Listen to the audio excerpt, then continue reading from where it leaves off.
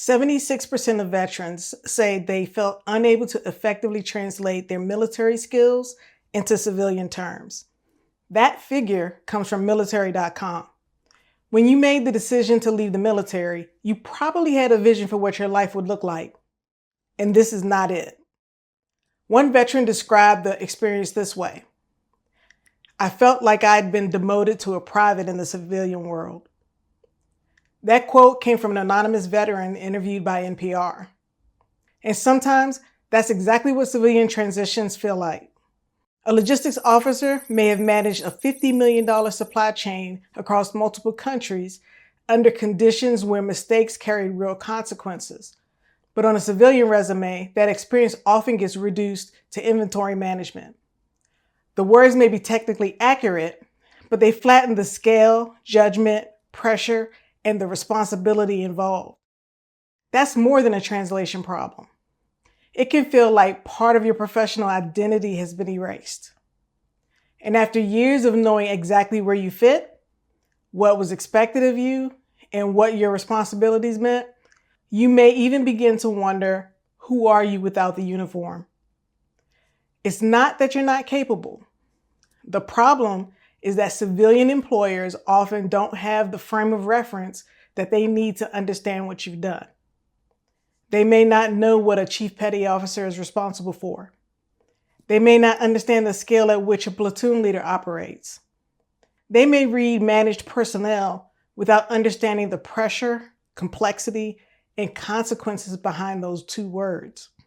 It's not that the hiring manager is unwilling to recognize your value. Sometimes they just simply don't understand it. The translation layer between military expertise and civilian understanding does not automatically exist in the hiring process. And that matters because there are a lot of capable people competing for the same opportunities. For some roles, hundreds of people might apply. Recruiters are not always reading every resume closely from top to bottom. They scan. They look for familiar titles, familiar industries, and familiar signals. They pattern match. And when the signals that demonstrate your capability come from a system that they don't understand, it becomes much easier for them to overlook you, misread you, or place you at the wrong level. If you don't make why you clear, you leave yourself open to being undervalued and underemployed. Now you might be thinking, what about transition services? Aren't they designed to help? They are. Transition services help with important foundations. They teach resume writing, interview prep, networking, and how to navigate the hiring process. And all of those skills are important. But most of that support is tactical.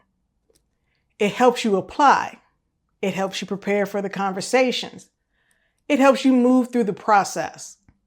What it may not do is help the civilian market understand the level at which you have already operated. It may not help you build a professional presence that communicates your judgment, expertise, and the value that you bring.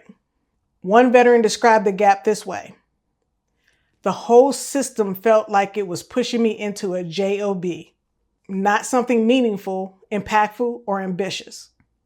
I wanted more. And that is the difference. You don't want just a job. You want work that matters. You want an opportunity that reflects what you are capable of, not one that treats years of military responsibility as if you're starting over. And there is a path to more.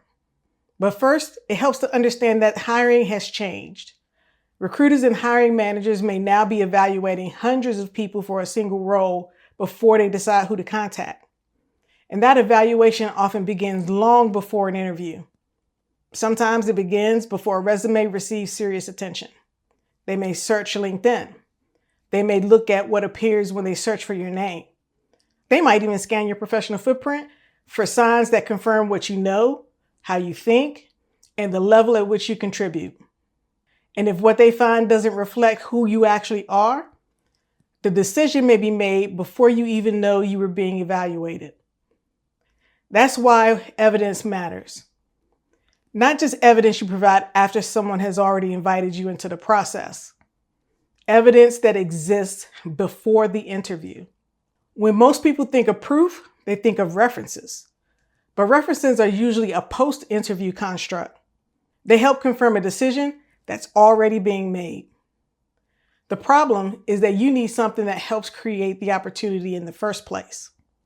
That evidence may include documented results, a clearly explained accomplishment, a professional perspective that shows how you think, examples of problems that you solved, and a body of work that helps someone understand your expertise before they decide whether to speak with you. The goal is not to turn yourself into a self-promoter. It's make your capability easier to recognize and understand. Someone once asked me, "Who are you and what have you done that we should listen to you?" It was a pretty blunt question, but it sums up the problem really well. Civilian employers don't automatically know who you are or what you're capable of. And the proof they're looking for may be very different from the way expertise and credibility were recognized in the military. You spent years building credibility in a system that defined proof one way, and now you're entering a system that defines it differently. And nobody told you that the definition had changed. Once you understand the problem, you can begin to change the result. If you're transitioning out of the military and want to better understand the gap between military expertise and civilian opportunity, visit my website at tiaawilliams.com/military.